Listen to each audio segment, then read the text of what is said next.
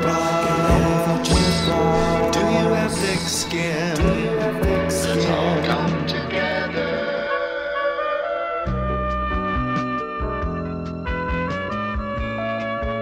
Welcome to the podcast. Hello, calling all emotional support humans. Thank you for tuning in to Thick Skin with Jeff Ross. It's great to feel you. I feel you downloading the podcast right now. It's group therapy for me all the time. Shout out to listeners all over the world. I love doing the podcast. We're back in the bunker. We have a phenomenal podcast plan for everybody today. One of my favorite actors of all time, Fred Willard, is coming by later. I can't even believe how lucky I am. I love Fred. You've seen him in so many hilarious TV shows and movies, from Spinal Tap to Best in Show to Anchorman to Wall-E, Roseanne. Everybody loves Raymond. He's going to be on my upcoming Netflix show, Historical Roast, and I love him to death. So, also on the podcast, a pal I haven't seen in a while is my friend Bernie Shine. Hi, Bernie. How you doing, Jeff? Yeah. I'm back. Great to see you. Ed, Bernie's here. Ah, thank God. So worried about you, buddy. Yes. How you feeling? You doing good? I'm feeling very good. Bernie just had a big operation. He had a personality transplant. Now wait a minute. I did just have a surgery, and it's very important tonight. That it only hurts when I laugh, so it's very important that neither you nor Fred nor any of you say anything that would make me laugh. Okay. But otherwise, go ahead. That's a deal. That's a deal. I wanted this to be a very uplifting episode. There's been so much pain and sadness coming out of Europe with the burning of the Notre Dame Cathedral. It's very sad to a lot of people. It's been around since the Renaissance. Half of it burned away. And with the Easter and Passover holidays upon us, I thought we would take a moment on the show to have a little bonding session with our Lord and Savior. So I did ask the God Almighty to stop by the podcast bunker. Hi, God. Hello, Jeffrey. You're not going to roast me, are you, Jeffrey? You're the one who does all the roasting, God. Well. The Inquisition, the Holocaust, you do all the roasting. Well, those are some of my people. You know, I'm always not consulted on these things. Sometimes you farm it out. Yes. I see. Well, it's such an honor to have you here. Like the Notre Dame tragedy, Notre Dame. Yeah, is that how you pronounce it? I don't know, but I was as shocked as you were to hear about it. Yeah. Someone was asleep at the wheel. One of my lieutenants. Yeah, I think it could have been. I just want to say a personal. This show's, it's about having thick skin and getting through life. I just want to give a big shout out to all the hunchbacks out there. This must be bittersweet for you to see Notre Dame get burned down. They're starting to get the publicity now, and it's beginning with you tonight. Yeah. Thank you, God. Lon Chaney spoke to me about it. Is that he right? said, so you're visiting Jeffrey Ross? Yes. Tonight. Well, God, you have a lot of fans listening, and have you ever been to Notre Dame? Do you ever sneak in the back door, or? I've been above it, looking down. Really? Yes, counting the people coming in and out. Because they pay a $15 admission price. No, they don't pay me at all.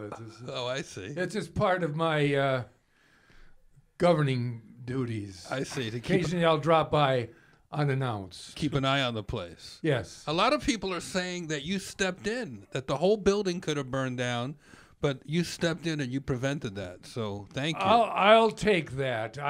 But as I say, I was unaware of the whole situation. So I saw it on the 6 o'clock. Your 6 o'clock news. Well, I don't know what time zone you were in, but. And the first thing I shouted out was, "Good Lord." Really? Yes. Talking to yourself again, huh? Yes. Wow. They say it was my way of testing people's faith. I see. But I've been doing that for centuries. Really? Yes. Normally, a God, a merciful God, doesn't have a sense of, you think of God not to have a sense of humor, but I see you as a merciful God who has a sense of humor. When I step in, I'm as merciful as I can be. Really? But as I say, I'm not always in charge. I have lieutenants. Really? Yes. Does it pay well to work for God? There's no pay involved. But there's hell to pay if they... Can I curse on this show? Of course. If they fuck up, there is hell to pay. God, it takes a lot of bells to burn down a place like Notre Dame Cathedral. Can we ask you a few questions? Absolutely. My time is limited, though. Really? I don't have all night to be here. I'm always answering prayers. Please, Lord, let us win some game or another. Really? There's always some game in dispute. Both sides are praying to me. I just don't have the time. How do you decide who wins? Oh, it's a coin flip. Sometimes I just let them go at it by themselves. Really? Yes. May the best team win. Or not always, but that's what we call upsets. Why do people, do you think, so frequently thank you in their Oscar speeches? Do you really weigh in on the Oscar nominations? I am aware of some of the performances. And again, I'll say, good Lord. It's all a matter of luck there. Right. Or good And me. good publicity. What was that? Or good me. Good what? Instead of good Lord, just say good me. That's true. I could. Bernie, It's kind of a nice sound. Good Lord. Bernie, you really shouldn't interrupt God. Oh, I'm sorry. It's fine. It's fine. And I know I'm going to hell anyway, so it doesn't matter. Bernie did promise us a magic trick a little bit later. Oh, yes. Do you believe in magic, God? Pardon? Do you believe in magic? Oh, I watch it with amusement. Really? You should see some of my tricks. Really? Like the Golden Girls? Was that a I miss that whole show. I love that show. Yes, I hear it was well loved by the general populace. Do you ever see B. Arthur up in heaven? She was one of my favorites. B is bugging me all the time. That voice. Good Lord. Jesus. Always with the complaints. Really? But it's good-natured, and I take it that way. She's a doll. She is. Well, send her my regards. I have a lot of respect for that actor. She's Yes. great. One of the best. The whole cast was with me except for, God love her, Betty White. Betty White's still around. Yes, I'm leaving her down there. She's doing wonderful work. Betty White is so old, the color white was named after her. That's an incredible observation, Jeffrey. Thank you, God. It's sweet. What an honor that you're in my house. I'm expecting a chariot any moment. Just let me know. Can I ask you a few God questions? Well, yes. Easter and Passover this weekend. Busy weekend for you. Who do you spend more time with, God? The Jews or the Christians? Or the Muslims? Or what's the story? How do you divide your day? Well, I most of the time now, I try to avoid them all. They're always asking something, or cursing me. But as your president said, there's good people on all sides. That's right. It's right. Trump, is it? Yes. Is that true? Yes. That's right. Yes. Wow. I'm impressed that you follow American politics. I am aware of it. Really? Yes. What do you do for fun? Do you gamble, God? No. Good Lord, my time is taken up by prayer and reaching out to help the poor, and an occasional game of tennis. Really? Yes. I hear you. But the people I play with will always let me win, but I enjoy it. Really? You might think I'd say it's not really fun, and they let me win. Really? But damn, I enjoy it. I love You play tennis, Jeffrey? I would play with you someday. That would be an honor. We'll set up an appointment there. As I say, my time is limited. I understand. Are you more of a singles guy or a doubles guy? Oh, singles. I'll play you doubles. You can have two. You can have four on your side. Really? Yes. Now I'm nervous. I feel like it's a trap. Well, God, this is such an interesting way to get to know you. Can I ask you, Your son. I don't want to get too personal here. Jesus Christ. They say he died for our sins. Well, that's a wonderful story. It's not all true. But Really? I've listened to several versions of it, and it's always very enjoyable. It's like watching a movie, part 1, part 2, part 3. Right. You know who I really enjoyed? Who? Charlton Heston. He is a good actor. He's a really good actor. Yes. He played Moses. Oh, did I'm he not play- sure what he played, but he was a very strong figure. I keep trying to get in touch with him up here. It's harder than hell. He has an agent up here. Can you Really? imagine? Hey, be careful. He's armed also. He has a publicity man Really? standing by who's not even dead. That's how powerful he is. What about? I mean, this is an awkward question. What about Hitler? Did he make it up to heaven, or is he? Did you send Hitler him? Did you send him to hell? Well, how many times I've said, shame, shame on you. He said, don't blame me. It was my underlings, which is a good answer that I give for situations like fires and tragedies. Right. Don't blame me. Someone was asleep at the wheel. Someone misunderstood the order of things. I see. So, like a typical executive, you guys are passing the buck. Well, that's the term you want to use. Yeah. As I said, I'm a very busy man. I see that. Well, Yes. your time is limited, and I really appreciate that. Holy Thursday, Good Friday, Passover, Easter, and my favorite holiday, 420, is all happening at the same time. What are your thoughts about marijuana legalizing? I think it's wonderful for those who want it. It's just, but never overdo. Right. Like what I said about alcohol, drink responsibly. That was you? Well, no, that was the advertising people for Budweiser, Well, you put that in there. but I allowed it. God, I always say that we need guidance sometimes where you don't expect to get it. And we have a few touchy subjects. It won't take long, but it would be so great to get your wisdom on a few of the topics that Ed and I were going to, and Bernie All here. right. Is that okay? I say this in the form of a prayer, Yes. or just as an MC of a, what do you call it, a podcast? It's Ah, in this case, it's a Godcast. I like the way you twisted the words. Yes. So. All right. Are we done? Or are we just starting here? It's time for our touchy subjects. Ed, Touchy subjects. touchy subjects. Touchy subjects. What's our first one, Ed? Oh, our first touchy subject is this week. 9 nurses working at the same maternity ward are all heavily pregnant and due to give birth around the same time soon. This takes place in Maine at the Maine Medical Center. So 9 women about to give birth at the same time, and they're all nurses. Well, didn't that same thing happen at some elementary school where a bunch of teachers were pregnant at the same time as well? I don't know anything about that story. I believe that's true. Oh, wow. You know, when I created America, I left Maine. I forgot to turn on the heat. It's a beautiful country, but cold.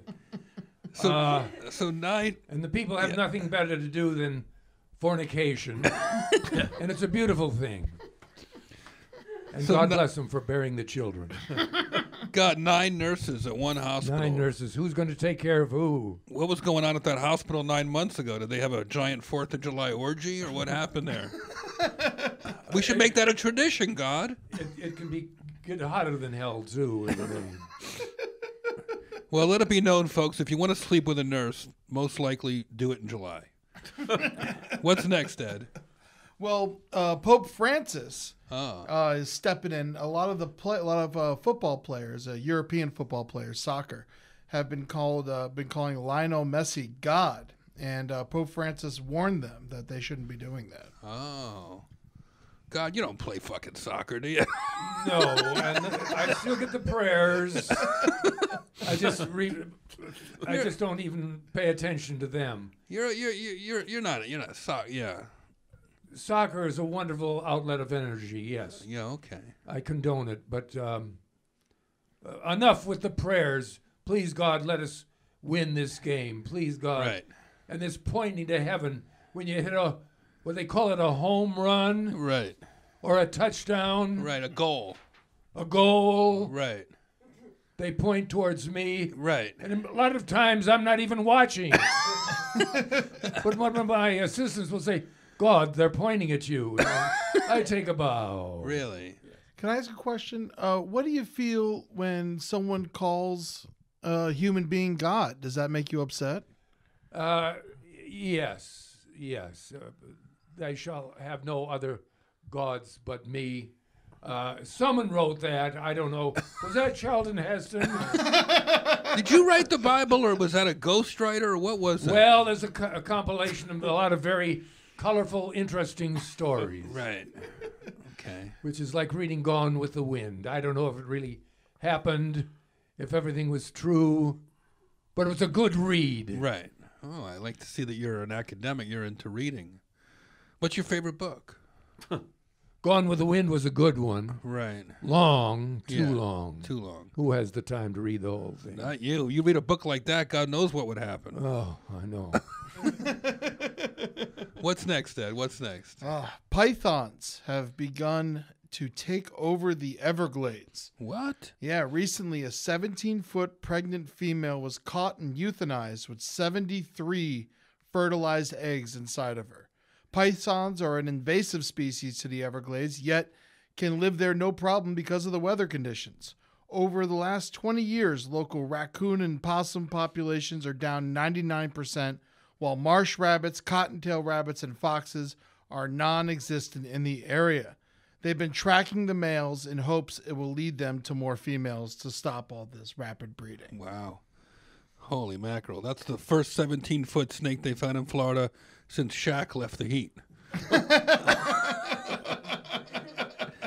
So hold on, Ed. You saying that Florida's a weird and dangerous place? Is that what you're saying? That, again, was largely my mistake. The pythons weren't meant to multiply that God, much. what did you do to Florida?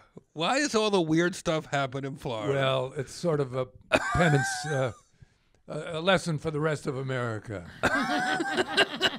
Really? Some heathens down there, huh? The pythons, Nurses. nurses. Bernie, have you spent much time in Florida? No, I haven't. I was down there once and walked the beach, and I got it and came home. Really? Yeah. I can't imagine you in a swimsuit for some reason. You're a magician. You can make the whole beach disappear. I've seen you in the New Jersey shore in your robe. You look like Moses parting the Red Sea. He was so afraid to get a little sun on his skin. Don't mention Moses when you have God in the room. Oh, I'm sorry. What's next, cuz? A 40-year-old Michigan man is suing his parents for throwing out his giant porn collection, claiming the porno was worth over $29,000. It included such hard-to-find titles as Frisky Business and Big Bad Grannies. Wow. Are you trying to tell me a man that owns $29,000 worth of porn still lives with his parents?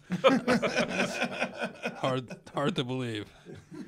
Man, he could have just gotten hookers for that kind of money. $29,000. How does he find the quiet time to watch all that? With Mom saying, "What are you doing in there?" But I created it, and I have to condone it.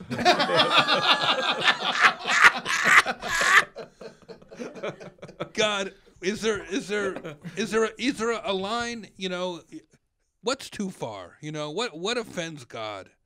You know, you don't get offended by jokes. You don't get offended by sex. You've seen it all. You can't be offended by anything. You've got to have a thick skin. Yeah. Thank you, God. I'm in charge of everything. Any problem I hand off to my assistants, my secondary, my tertiary people. Right. Are these priests or are these... the priests are pretty high in the ranks. Yes. Is that right? Yes. Some of them go astray. I understand. Again, I'm not watching everything. I understand. I don't want your lawyer to have to step into this podcast. My lawyer.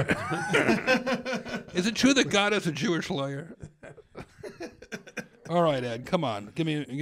Should we do one more? There's one more. He has a Jewish son. We lost we lost another comedian this week. British stand-up comedian Ian Cognito died of a heart attack on stage in Bicester, UK. At first, the audience thought it was just part of the act, But then the paramedics came and confirmed that he had in fact died in front of everybody. And I understand they still thought the paramedics were a part of the act. And they stayed, and the manager didn't dissuade them. Another round of drinks? But we are canceling the midnight show. This is not the first time this happened. Many performers have passed away while working, and they say they died doing what they enjoyed. I happen to think they would have enjoyed it a bit more to have lasted through the show and gone on. But whatever gives comfort to people. Thank you, God. That really made me really helped us get through the week. Thank you. You're a real. I have a chariot waiting. You're a real mensch, God. Thank you. Yeah. You can see God on Historical Roasts coming soon on Netflix. They're going to put that on television, are they? Yes. Ah, yes. It's very seldom I make an appearance on television. No, this is Netflix, baby. Big time, God. Yes. Big time. There's probably lots of documentary. You must have an agent. There's documentaries about you. There's been feature films about you. Oh, mostly fiction.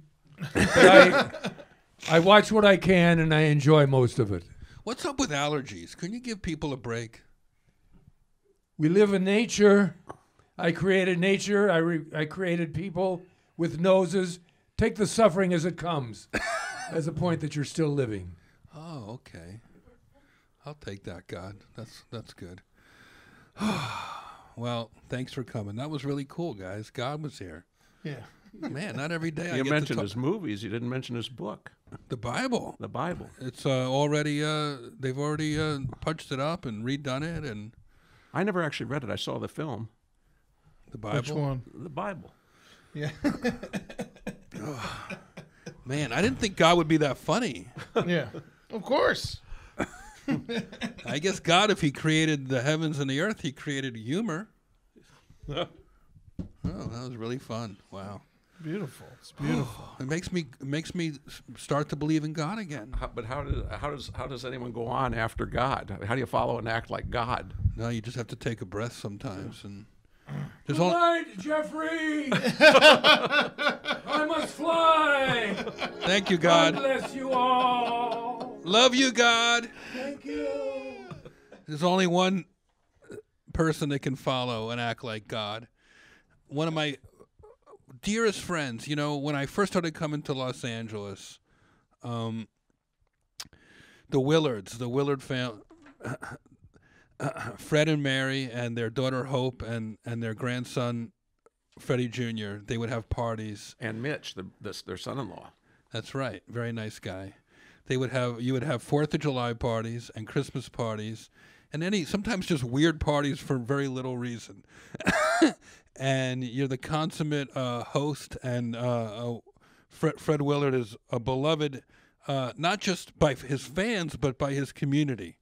You know, everywhere Fred Willard goes, people are happy to see him. They want to take a picture with him. They want to ask him to be on something. And somehow I got the balls to ask Fred Willard to come by my house, to come down to the podcast studio today. So Well, hi, Jeffrey. oh, Fred, we're all recovering. Who just flew out of your house? It was an amazing blaze of light. It was Elon Musk. The new flying Teslas. You haven't heard about it? No. Oh, they go right to Jupiter. I'm losing money with an investment in Tesla. Boy, he doesn't know which way he's going. Oh, I love my Tesla. You know, they run on Well, marijuana. they're great cars, but Yeah.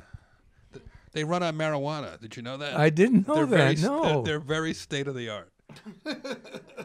Fred, I've been watching you my whole life, but the fact one of the highlights of my career was just recently when we were doing a World War II roast, a very I would say emotional and provocative take on celebrity roast. So, and I played a comedian in Nazi Germany, and I go, wow, well, who could really sort of break this up and help me add one more layer of comedy to it to help the pain of talking about the Holocaust. I go, I need one more heavy hitter in there, and I call Fred to play God, And I said on the script, and I think you think I was kidding at first. No, I didn't think you were kidding. No, I think it was a great idea.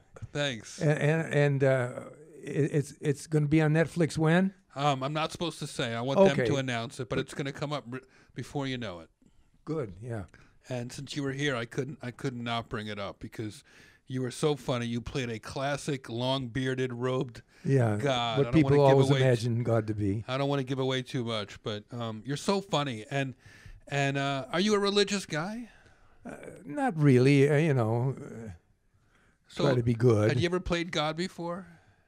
I don't think so. No, I'd have to really think back. No. I really love that you did it for our show. And I've been watching you. I've been really enjoying your appearances the last year or so on Jimmy Kimmel Live. I saw you play Fred Trump, right, Bernie? I saw him play. I saw you play Space Force, the general from Space Force. That's how it all started when they came out with this news about we're going to establish a Space Force. Someone remembered that I had done a TV pilot of a show called Space Force. Right. And they found the footage of me in that silly outer space outfit. And I saw that. Jimmy has great researchers. Yes. Justice Ginsburg. Oh, yeah, you played Justice Ginsburg. In drag. Peter Ginsburg, yes. Boy, they really are getting lazy in the casting over there at Jimmy's show. It's like they have one phone number. I can see you playing Fred Trump, but Ruth Bader Ginsburg, I mean... It was great. If it weren't for that show, I don't know how often Fred comes over for a martini normally after the shoots. Yeah. So so the more often he does the show, the more often I get to see Fred. How long have you guys been friends? Oh my goodness. I've known you both a while now, but your friendship precedes even ours. Yeah, I think that's true. I don't know. I don't even know how we first. You came to my house for something, and I don't remember. A party for. Who's the comedian? Oh, did you come to Phyllis Diller's birthday? Phyllis Diller's. Yeah. Oh, yeah. I miss Phyllis Diller. Yeah. And I'd known Phyllis Diller from years ago. I was once on. She did a television series, and I was part of a comedy team, and we appeared on her show. I think it was called something like Broadway Tonight or On Broadway Tonight. She was a very funny lady. What was the name of your partner in that? Well, at the time, it was Greco. It was Greco and Willard. Oh, Greco and Willard. Yeah. You guys you were in a comedy team? He did Ed Sullivan. He did. I didn't even realize that. Yeah. Because I've been doing that now with Dave Attell. I've seen that, yes. It's not easy working with a partner. It's tough. Then later I was in a group. There were 5 of us in the group called the Ace Trucking Company. Right. That's a whole different thing. That's a legendary thing. Yeah, well, that was just a party every night. Right. But when you are working with someone else, like to this day, when I see Abbott and Costello, I say there's some friction there. Yeah. I think Costello wanted a bigger piece of the pie than Abbott. And you did the Ed Sullivan show. Ed Sullivan, yes. With that act. Yes. With Ace Trucking. No, not with Ace Trucking. We did with Ace Trucking Company. We just, I think the last season we were on with them. But you did it as a team too, didn't you? With the other. With 4 or 5 times we did that. Yeah. What was that group called? What and Willard? No, Greco. Greco. Like Jose Greco. Oh, okay. But it was not Jose Greco. It was right. Vic Greco, and that was not his real name either. But do you remember your very first time on stage, Fred? On stage? Yeah. Do you remember getting your first laughs? I remember making my mother laugh, and I can't remember what I would say, but I would say things that were inappropriate or so blatantly disrespectful that she would just laugh. Like, insult comedy was on the tip of my tongue before I knew it. Oh. So I would imagine improv must have seeped through your, you're such a well-known improviser. Do you remember getting yourself out of a sticky situation as a young man? No, not until I was at Second City in Chicago. And I didn't know a thing about improvisation, and they didn't teach much. But someone shoved me out on stage. At Second City in Chicago, they do a set show, and then there's an improv 25 minutes after that show. And someone shoved me out in the middle of a sketch. Right. And I said something, and it got a laugh. And then the next night, I had a wonderful joke that took me on stage. I told the joke, it got a laugh, and I was stuck there. And nothing else came out, and it died. They say one of the keys is never go on with one joke. Right. because you got to go on in character or have some place to go. Sure. So you were learning and jumping. Yeah, in those days there was no improv teaching. There were no improv games. Now every place you go, there's improv groups, improv classes. Sure. Well, it's an industry now. It was like a cult thing back when you were doing it. Yes. There was Second City and a group called The Committee in San Francisco, where a lot of wonderful people came from. Right. And I don't know who else. Mike Nichols and Elaine May. Really? They were brilliant. Wow. I always wanted to meet Mike Nichols. I met him once for a second, but I got to talk to his dear wife the other day. Cool couple. Mike Nichols was with a comedy team and then went on to be this amazing director. I mean, what a career he had. Yeah. Huh. Anyway, you have over 300 credits. Let's see here. Wow, name them all, because look at this. Some of them I don't remember. You have 307 acting credits on your IMDb page, Fred. What was the worst? What was the worst? What's the worst thing you ever did? Where you were like, oh, please don't bring that. Other than tonight. I forget the name of the show, but I was supposed to. Oh, Lord. I know. I hate when they ask me questions because if you want to answer honestly, it takes you to a painful place. Yeah. Well, I remember I was outside. My call time was 7 a.m. Right. And it wasn't until about 3:30 or 4 in the afternoon when they got to me. Oh, that's the worst. Yeah. And you try to rest and there'd be a knock on the door. Yeah. You all right? Yeah, I'm fine. But the scene was I was supposed to be flirting with some girl, and her friend was supposed to dump shrimp on my head. He was a waiter. And the first time he dumped it at my head, he missed, hit my shoulder. Everyone laughed. They brushed it off. He missed me about 5 times. Oh, Lord. The last time the shrimp hit my head, the sauce was running down my face. The director said, "Cut, let's move on." They moved on. I was on the street at the Paramount lot or something. And the wardrobe people came up and said, "I'm sorry, we don't have any wet towels."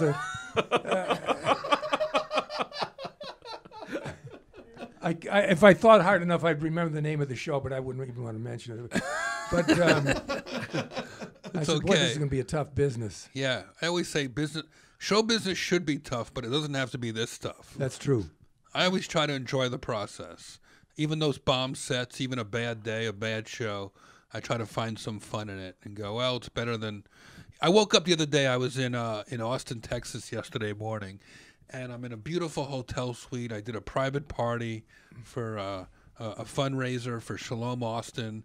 1,000 people in tuxedos. I think I'm a big shot. The next day I wake up, in this big suite by myself. Clang, clang, clang, clang, clang, clang. I'm what the hell is that? I open the drapes. I'm 17 floors up. And there's basically Spider-Man, a window washer. Window washer, oh, God. I have head-to-floor windows here. Oh, dear. So I'm thinking, you know what? I'm a lucky guy. This guy is risking his life every second of his job, working so hard. He gave me a nice wave through the window. He was laughing. Here I am, half naked. This poor guy's got to see me, And I just felt so lucky that I survived in show business. What's the secret to such a long career, Fred? Is there a secret?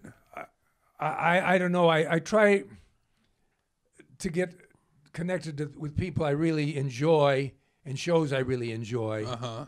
And somehow, I don't know. I wish I knew the secret. You got to stay. Relevant. You got to stay up in what's going on. Because one thing I admire about you is you'll see everything. I'll see whether it's something I've done. I'll run into you and you'll say, "Hey, I just saw the Bruce Willis roast," and I'm not like that. I don't watch other people's stuff. Well, I'm a big fan of yours, and I'm not just saying that because I'm here. Thank you, but Fred. Even the most obscure appearance you make on. I'll make a point to tune in to watch you. I watched what you did with Dave Attell. Yeah, the bumping mics. Bumping mics is wonderful. Thank you. You were on Jimmy Kimmel with that, weren't you? Yeah, we did a stand-up bit on Jimmy Kimmel together. And I'm a big fan of Dave Attell too. And, well, we're going to be out here. We're going to be in Palm Springs. We're going to be at Morongo. If you want to come take a ride with Bernie and You know, We could do that, Fred. Wow. it'd be great to have That you would be guys. Morongo, yeah. The casino out here. Dave likes to perform at casinos because they let him smoke in the elevator. My dog Luna here is obsessed with you. Yeah. It's a sweet dog. She keeps a wet tennis ball in her mouth. She wants me to throw that tennis ball, but I there's not room here to do that. Luna, come over here. Come over here. He's trying to not. Come here over here. What a good girl. She's really fascinated by you, Fred. Well, I think she thinks you're her father or something. She thinks he's God. What do you think? What do you think it is that keeps people funny? We mentioned Phyllis Diller. You know, I remember people staying funny into their fifth or sixth or seventh decade in show business. That's what I hope happens to me. I really go. I love being a comedian. I don't want to retire, but some comedians, their acts get stale. Their what do you call it? Their basket of tricks gets old. You know. And then some people, like, I was at this Laugh-In reunion. I know you were in the audience the other day, and Joanne Worley, you know, she walked in the green room and she just took over. The funniest people, from Chelsea Handler to Jay Leno to we're all in that green room, and Joanne Worley, who's world class funny. Joan Rivers was funny up until, you know, in her 80s, right when she hit 80, she was still writing new material. yes, working very hard. I don't know what that is. I think some people can and some people can't. Yeah, it's your view of life.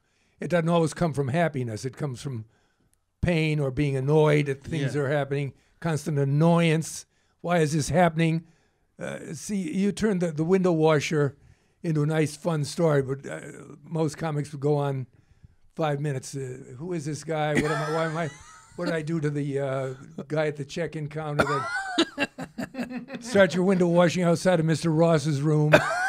He's probably still up. If we have time, we can wash his head.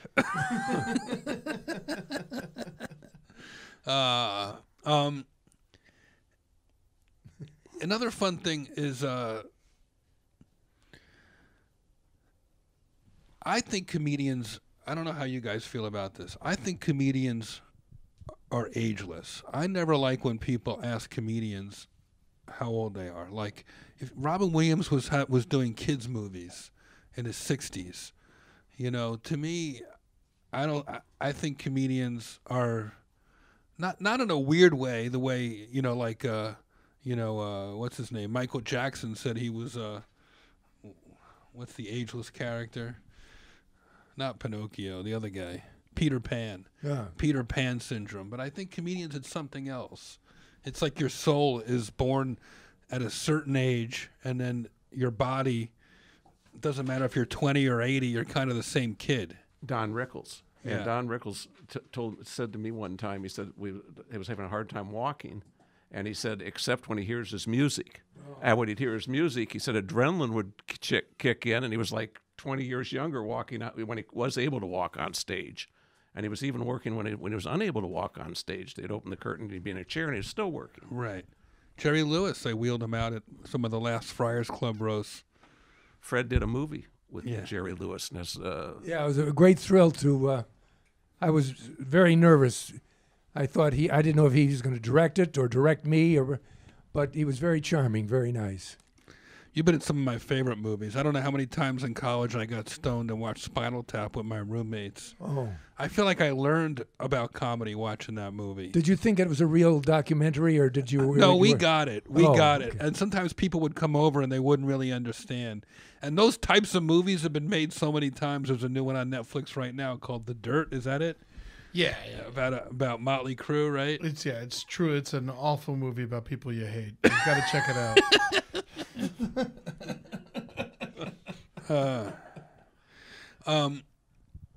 Any words of wisdom for that kind of longevity, Fred?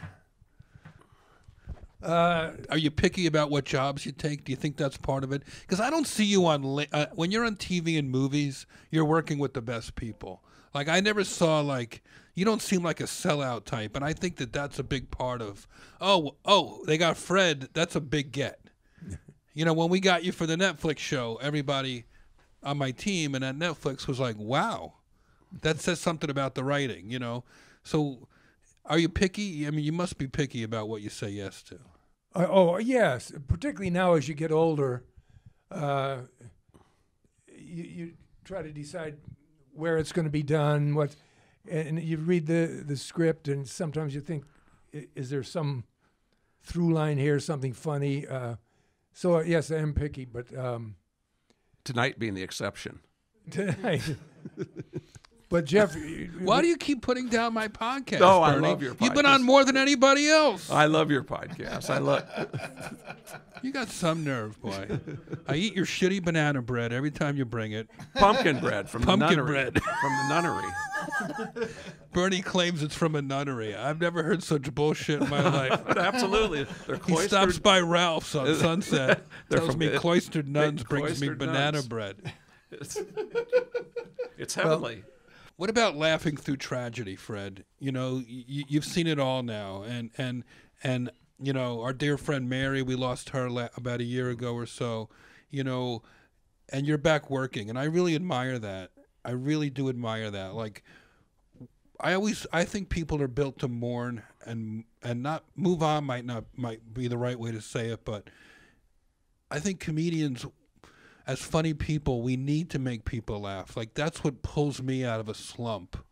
And I really admire the fact that you've been doing these spots on Kimmel and going out and doing shows, you know, essentially bouncing back. It's inspirational to know that, you know, I'll be able to be funny no matter what happens to me in my life. Yeah, well, they ask, they write funny things. The hours are very good on Jimmy Kimmel. It's a well-oiled machine over there. You get in...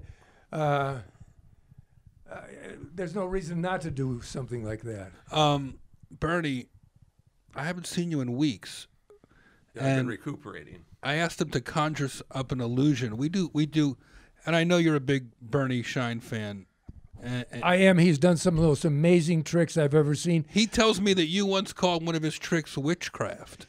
Well, it's close to it, and it does close up. You're sitting right next to him, and I watch with an eagle eye. I watch his hands. I watch the deck, and I can't figure out. There's no cue.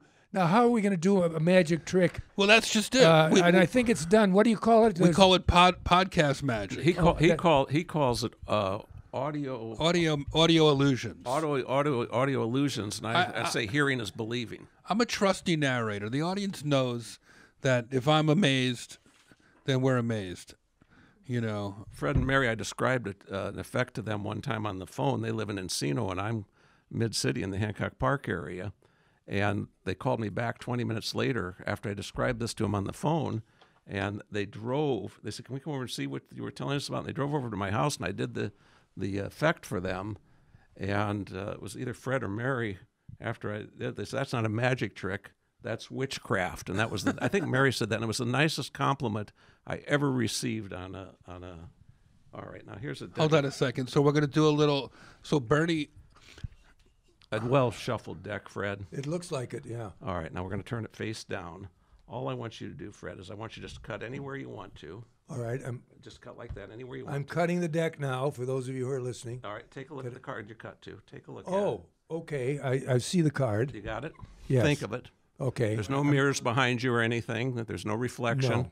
You're thinking of the card you cut to. Yes. All right. I want you to play fair. So if it was the 7 of spades, don't think of the king of diamonds. All right. So play fair. All right. All right. First, think of the suit. Well, All think right. of the color. It was red. Yes. Think of the suit. All right. I'm thinking. It's a heart. Yes. Think of the. This is getting very weird. Now. You're halfway there. This is amazing. You're thinking of the 6 of hearts. Good Lord. Are you serious? It's a 6 of hearts. I don't even think it's a trick as much as it's just like you being a demon.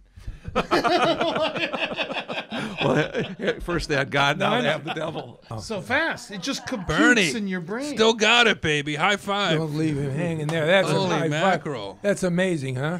Wow, look at that. So do you just Nothing take wrong the with your cards- magic wand, huh? Let's not talk about my magic wand right now after my surgery. How much time do you sit with cards on the toilet. You're exactly right, Ed. I have cards in the bathroom. I have cards in the bedroom. I have cards in every room in my house, and I constantly, and I'm constantly doing something with a deck of cards. There's just hardly a moment that I don't have a deck of cards in my hand when I'm in my home. Do casinos, will they let you play? Yes. Do they know about your ability to just know everything about cards? Well, I don't play. You don't play. Do No. you feel guilty? It's like a boxer doesn't get in a fight with a normal person. Well, it's a whole different. When I was young and sanitary in the 1970s, I used to lecture at different casinos in Las Vegas to the pit bosses and the dealers and things about watching how to spot cheats and that sort of thing. So I don't play. I'm just not. I just don't do it. No, that's very good of you. Thank you You for could that. just go take all their money. That's for sure. Or some of their money. You don't do it all. So leave some. Yeah, leave some so they don't get suspicious. lose a small hand and then move to the next hotel. Bernie Shine, great tricks, buddy. Thank you, pal. Little audio illusion. Only on Thick Skin. Where else are you going to see magic on the radio? It's the old joke. I have the face for it. You have the face. You have the body for radio, too. The only thing you don't have is a voice for radio. What do you mean I don't have a voice for No, radio? you sound great. I'm only kidding. Oh. Fred, I never told you this, but when I first started knowing about you was long before I was a comedian. Really? When my dad and I used to watch Fernwood Tonight.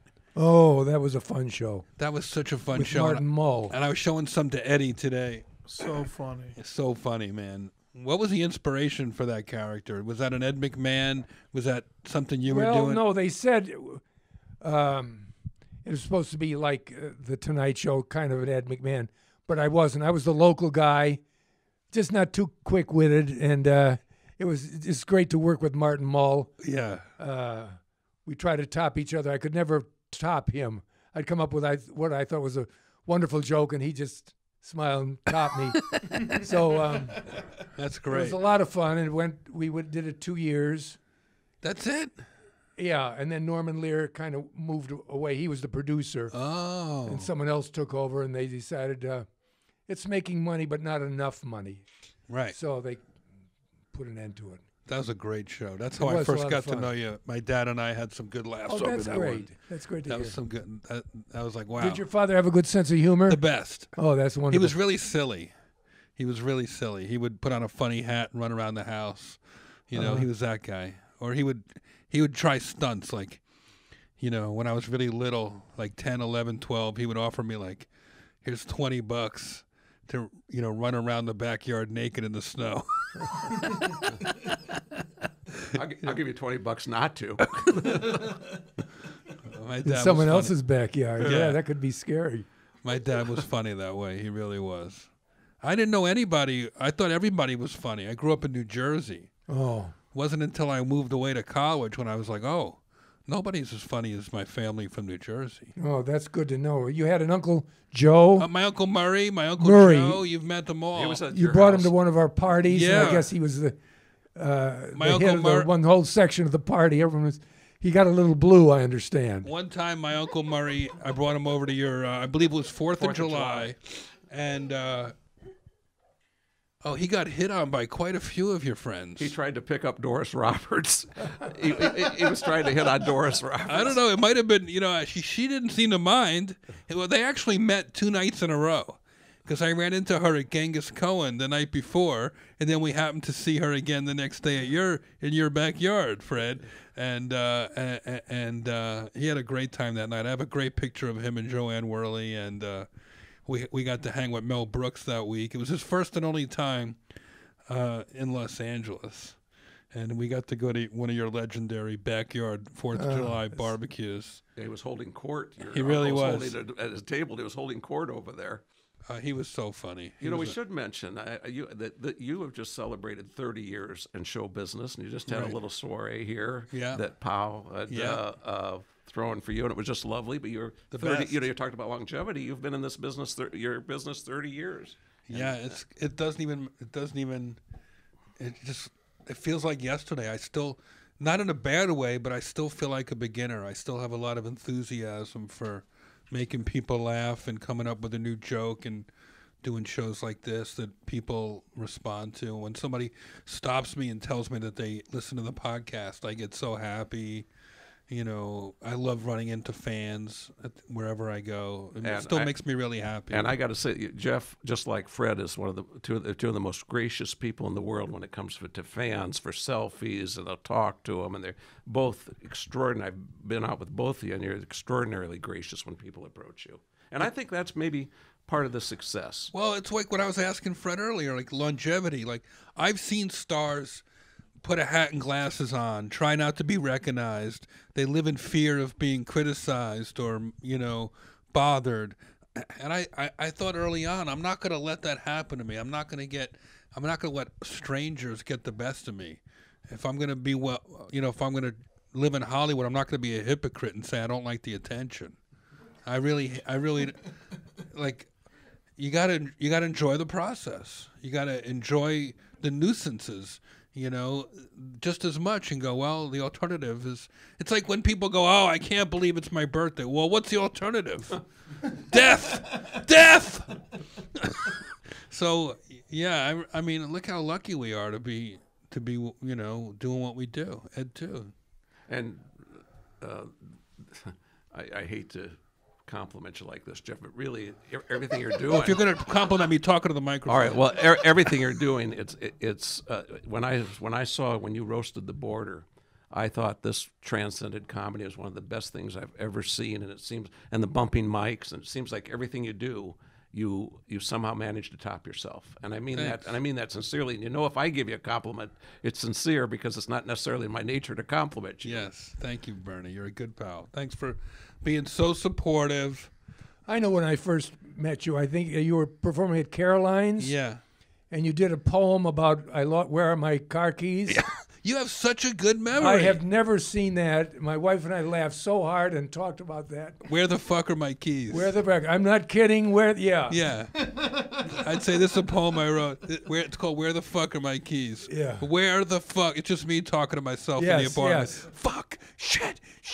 Where the fuck am I? Fuck it. Never mind. I got them. They're right here. And everyone can relate to that, no matter who they are. Yeah. That's the first time I saw you. I didn't know who you were. I said, "This is hilarious." I remember you guys being there, and you told me that years later. Yes. Well, thanks for being a special pal. Well, thanks for asking me to join you here. Yeah, it was really fun, and it's that time of the show. Fred, you're welcome to stay for this. This is the real catharsis for us.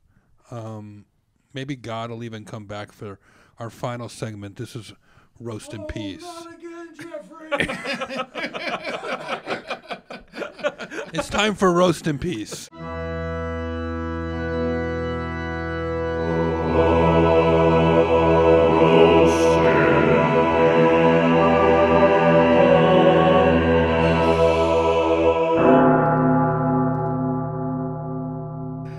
Someone call the New York Yankees. They're praying for a game.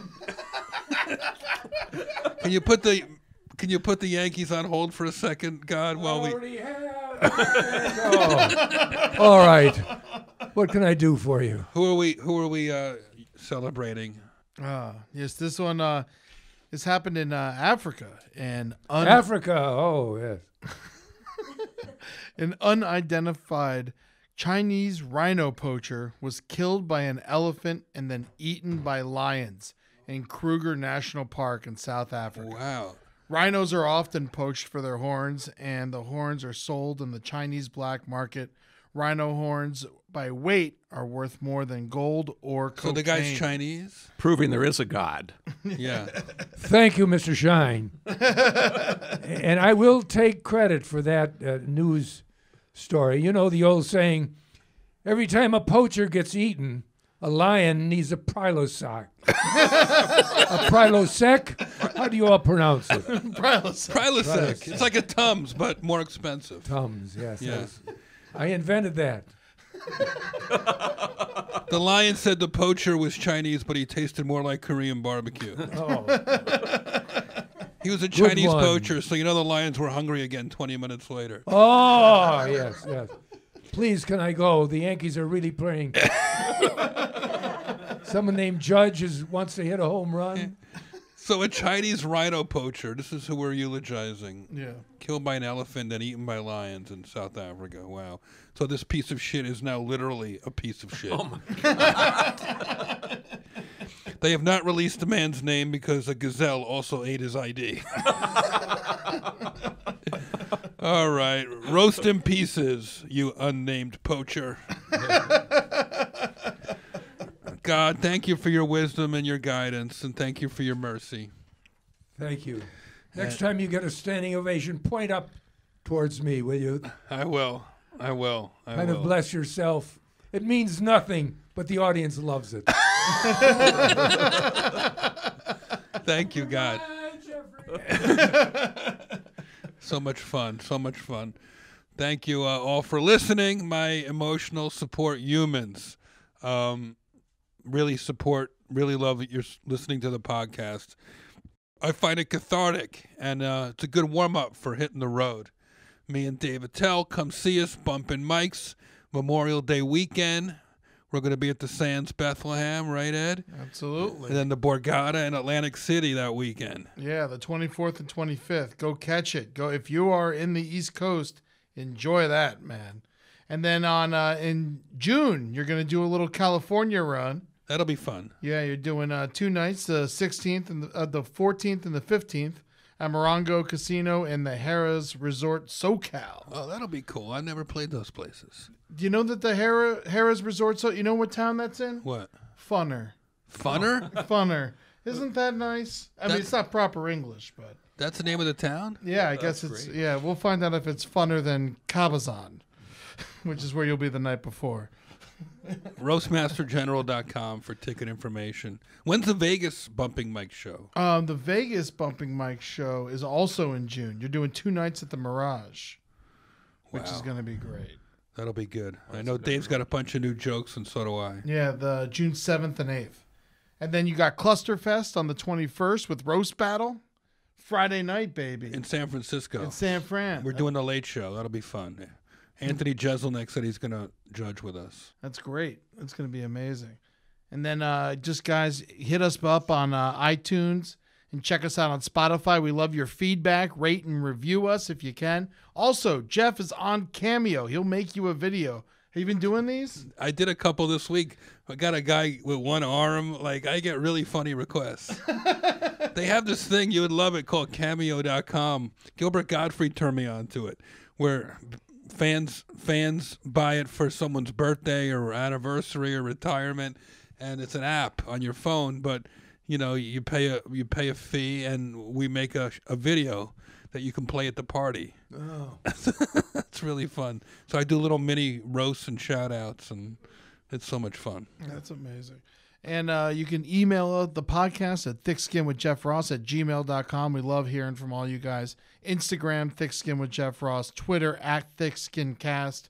And go check out Fred Willard at fredwillard.com and @Fred_Willard on Twitter.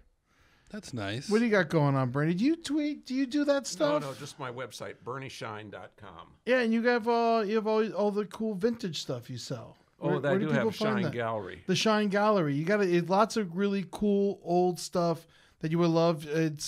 I love checking it out. It's just fun to even go look at it. Thank you, man. Absolutely. Maybe I can sell some of my jokes on that website.